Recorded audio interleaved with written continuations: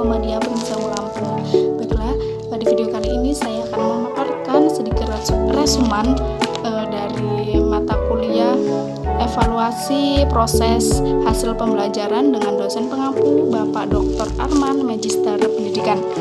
Baiklah, di resuman kali ini saya akan menyampaikan 4 pembahasan, yaitu yang pertama ada pengertian evaluasi, yang kedua ada perbedaan tes, pengukuran, penilaian, dan evaluasi.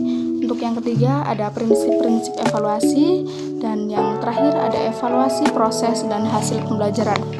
Baiklah, langsung saja untuk pembahasan pertama, apa sih itu evaluasi?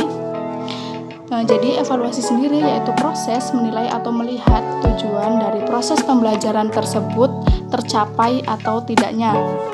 Kemudian untuk yang kedua ada untuk pembahasan yang kedua itu ada perbedaan tes, pengukuran, penilaian, dan evaluasi.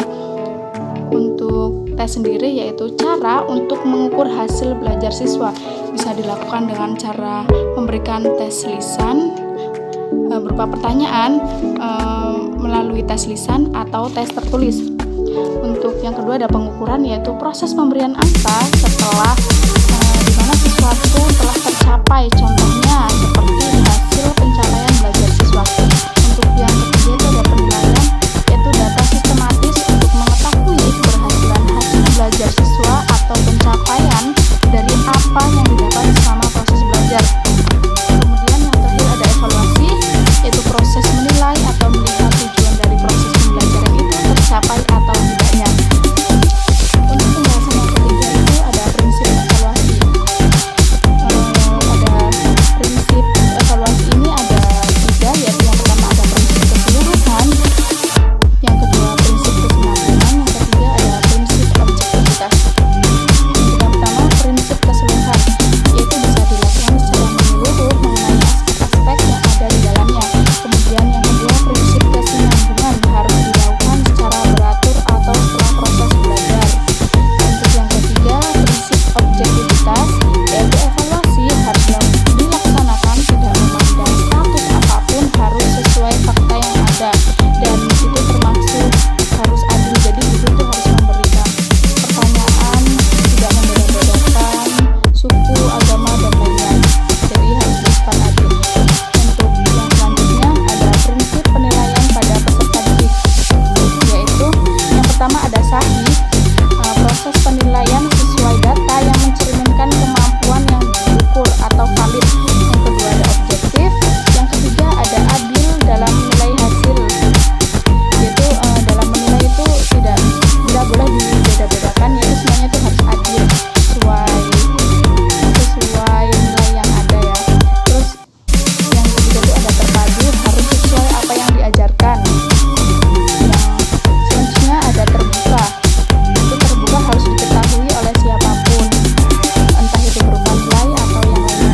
Untuk yang selanjutnya yaitu menyeluruh, setelah itu ada sistematis, dan selanjutnya ada beracun kriteria, dan yang terakhir itu ada akuntabel, yaitu yang dapat dipertanggungjawabkan baik dari segi teknik, proses, dan lainnya. Untuk pembahasan yang terakhir itu ada belajar,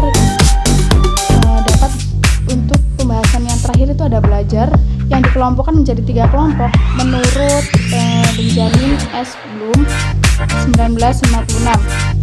Yang pertama itu ada domain kognitif, yaitu aspek tingkah laku yang meliputi perubahan dalam segi penguasaan, pengetahuan, dan perkembangan keterampilan.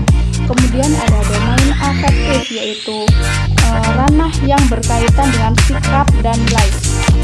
Kemudian untuk yang terakhir itu ada domain psikomotorik, yaitu aspek tingkah laku yang meliputi perubahan-perubahan dalam segi tindakan motorik dan keterampilan, atau yang berkaitan dengan keterampilan kemampuan untuk bertindak setelah menerima pengalaman belajar. Untuk kategori yang termasuk ke dalam domain kognitif, yaitu yang pertama ada pengetahuan, yang kedua ada pemahaman, yang ketiga ada penerapan, dan yang keempat ada analisis, yang kelima sintesis, dan yang terakhir itu ada evaluasi. Untuk kategori domain afektif, yaitu yang pertama ada penerimaan, yaitu harus menyadari adanya suatu kejadian di lingkungannya. Yang kedua itu ada tanggapan, yaitu memberikan respon atau reaksi di sekitarnya atau di lingkungan belajarnya. Untuk yang ketiga yaitu penghargaan, memberikan apresiasi contohnya ya untuk peserta didik. Yang keempat itu ada pengorganisasian. Untuk yang terakhir yaitu karakteristik. Baik, untuk yang selanjutnya itu ada domain psikomotorik.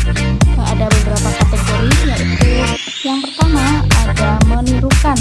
Jadi peserta didik bisa menirukan gerakan yang dilakukan orang lain atau gurunya. Kemudian yang kedua itu ada memanipulasi, yaitu melakukan gerakan berbeda dengan yang diajarkan. Kemudian yang selanjutnya itu ada presisi, yaitu melakukan gerakan yang tepat dan akurat. Kemudian yang terakhir itu ada naturalisasi, yaitu gerakan yang berkualitas menjadi bagian dari dirinya yang ketika dilakukan secara refleks. Baik, mungkin itu saja yang bisa saya paparkan. Kurang